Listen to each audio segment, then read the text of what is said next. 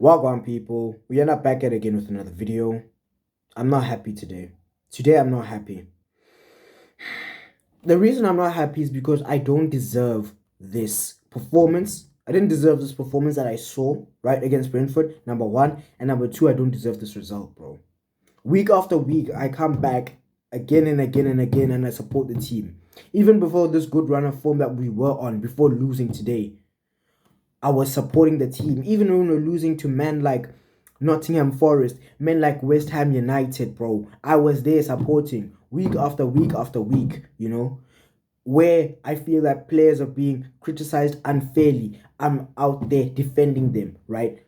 Online and everything there, right? Saying no, you need to chill, give this person a chance, and I'm always willing to give him a chance. Even going forward, I'll give them a chance after this. But I don't deserve today's performance. It was stinky, stinky, stinky. And I do not deserve that result as well, bro. Nah, it's not good enough, bro. It's not good enough. Like, what did I do, right? You see, other Chelsea fans, maybe they deserve this, bro. Because during this game, just before halftime, one of the fans said to Nicholas Jackson, so why don't you go on and score a goal or something like that, right? And apparently, Nicholas Jackson shushed him, which is well within his right to do. Because, like, why are you speaking, bro? You should just be encouraging, encouraging, encouraging. Why are you trying to, like, now be, like, patronizing towards him? What's wrong with you, bro? You're a fan, right? So that fan deserves this loss, right? That fan deserves that performance. Because if you're not going to be a ride or die for the team, then you don't deserve good things. But I'm a ride or die for this team, and I get that. Why, bro? Why?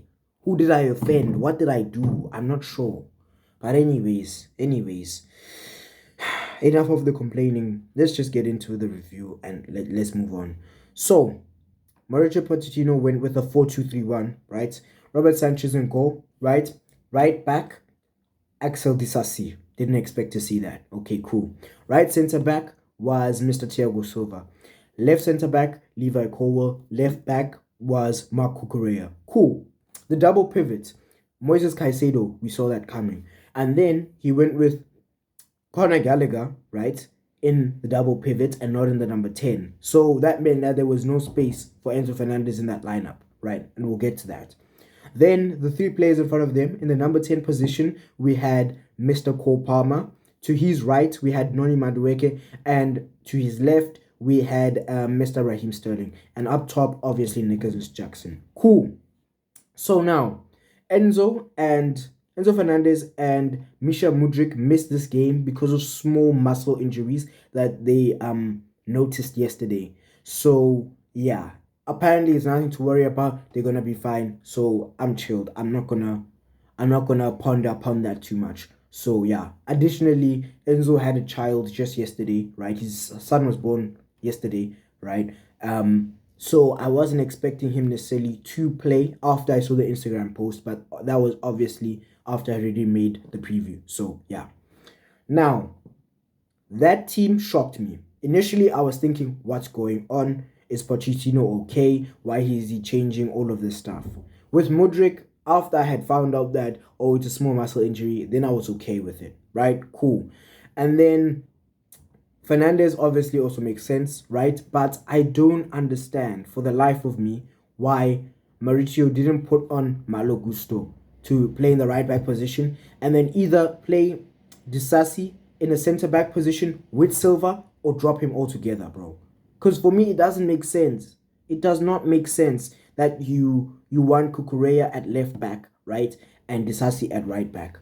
Like, it doesn't make sense, bro. You could look at it and say, Cucurella's played very well. He simply has to play cool. He started left back. That's perfectly fine.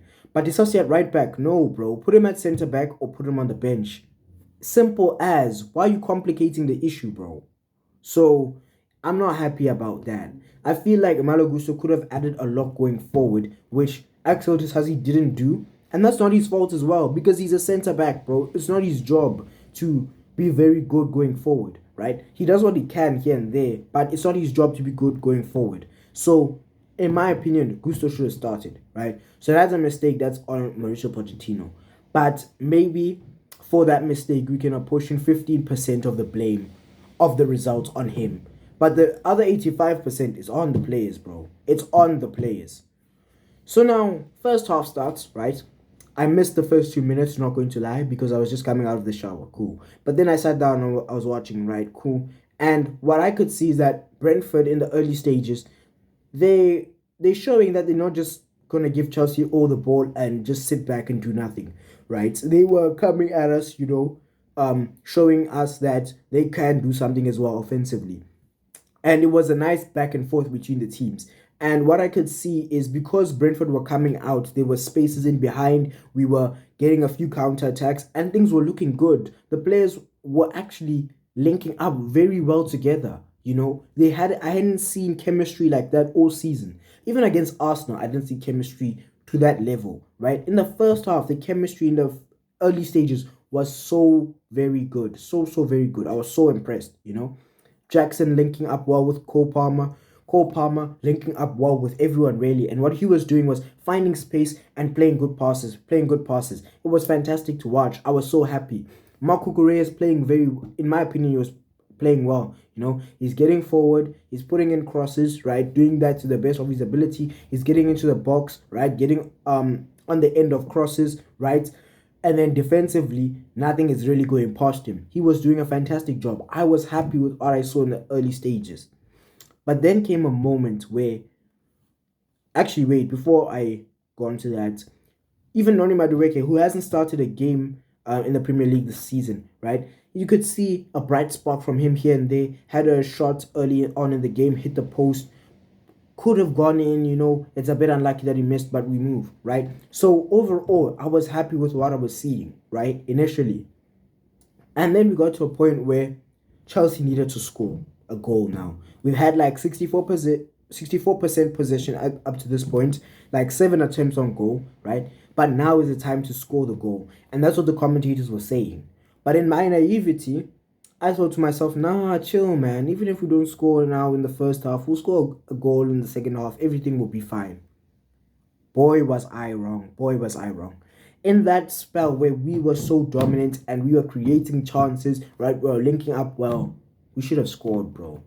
Because then we wouldn't have been in this position. We would not have been in this position. But alas, we didn't score. We went into the break 0-0, right? And there were no changes made between the first half and the second half. And given the fact that Mudryk was unavailable, Enzo was unavailable, Reece is coming back from injury, so he might not be able to play 45 minutes yet from the bench, right? It's fine. I think it's fine that Mauricio Pochettino didn't change anything. Cool. We roll into the second half. And in the second half, we did nothing, bro. Offensively, we didn't do anything, really. We had like 6 attempts, right, throughout the entire second half. None on targets. But I can't remember us actually linking up and connecting well like we did in the first half at all. Like, it looked like we're not sure what to do or how to go about getting this goal, And what irked me, right, was someone like Raheem Sterling, right? He's getting the ball, right? And then he'll just pass it to, I don't know, he passes it to Kukurea. Kukurea gives it to the centre-backs. The centre-backs pass it amongst themselves, play it into midfield. Caicedo gets it, he passes it to Gallagher. Gallagher takes it, he passes it to Palmer. Palmer passes it out wide. It goes back to the centre-backs, So we were just playing in front of Brentford. You know what I'm saying? We're not trying to get in behind and all them thing there, right? Now, a player who I look to as a leader and as someone who should be looking to get in behind Brentford is Raheem Sterling. Because against Burnley, bro, right? In order for us to get those 4 goals that we did, it was down to him being so direct, right?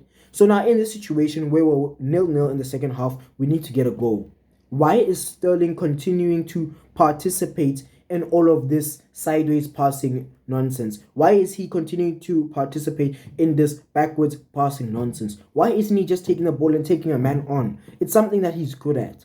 Someone like Cole Palmer, he needs to find space. He needs to pass the ball, right, into a good area of space for a teammate to run onto, right, in which a chance will be created for them, something like that, right? That's what Cole Palmer does well, right? Running at people is not Cole Palmer's thing, but that's Raheem Sterling's thing, and he didn't do it. Why? Or if he did it, he didn't do it enough. That's my frustration with him. then people are going to look at Nicholas Jackson and say, oh, Jackson is bad. I'm part of a Chelsea group. I saw someone say Jackson isn't good, and that's a lie. That is a lie. Jackson is very, very good, right? First half, his Zenga play, fantastic, right? Second half, what I think happened is simply that he had no service. Because if we actually think about that game, what service did he have? I don't remember him having an adequate amount of service. And if you don't give him any service, then what do you expect him to do? You expect him to score with no service? It's not going to happen, bro. It's not going to happen. And if I look at how he was moving in the second half, what he would do is maybe he'll be on the penalty spot, right? And then he can see, okay, the ball is not coming to me. So what do I need to do? Instead of just staying where I am, I need to adapt to the situation. I need to move around, right? Which causes a problem because now he's moved around to increase his chance of getting the ball. By the time he's done that, only now do you want to play a ball near the penalty box where he was. Only now we want to play a ball around the penalty spot where he was originally. But he's already moved from there. Now there's no man there. And it's just like, what was that? What was that? So with Nicholas Jackson, people are going to come and they're going to criticize him, right? But he had no service. So what do you want him to do, bro? Caicedo was okay. He was all right. He wasn't bad. Gallagher was all right. He wasn't bad. But as a team, in the second half, we just went cold, bro. We just went cold. Cole Palmer was still trying to do a few things here and there, but even his performance regressed, I would say. He was still one of the better players, but the whole team, right, as a collective, just went cold in the second half. So I'm not happy about that, right? Now, with the goal that Brentford scored, whose fault is it? Kukurea is not to blame because in that situation, right, the Brentford player that had the ball on the right wing, on their right, our left, right, he has the ball, right? If Kukurea goes to him, then he's leaving one Brentford man unoccupied. So if he makes a movement, a pass could easily go past him, right? And then next thing you know, Brentford are by the by the byline, right? They can easily stand up across. Someone gets on the end of it, it's a goal. Cool. So he can't really go to the player. But at the same time, he can't man mark the man behind him because that just allows the player with the ball to put in a cross. So it was like he's between a rock and a hard place. What must he do? It's try regardless, right? Now, the people I'm looking at for the goal is two people. You couldn't say maybe three, but I think it would be unfair to put it on the third person. But the two people that I'm looking at are Axel Disasi and Mr. What's his name? Noni Madueke, right? Because with Axel Disasi, he was playing in the right back position, right? And Madueke was playing in the right wing position. It is their job to basically deal with threats from Brentford's left-hand side, which would be our right-hand side. It was their job. And they were the ones at the back post that should have been on Ethan Pinnock, right? He shouldn't be getting on the end of that. If you look at Disasi, he's such a big guy, bro. He's such a big guy. If he was just more aware in that situation, he tracks Pinnock well. Pinnock probably won't score, bro. Pinnock's also a big guy, right, to be fair, but I don't think he scores if Disasi tracks him well. But then, Noni, where are you at as well, bro? You're supposed to be helping out defensively in that way as well. Yes, you're an attacker, but you need to help out defensively too.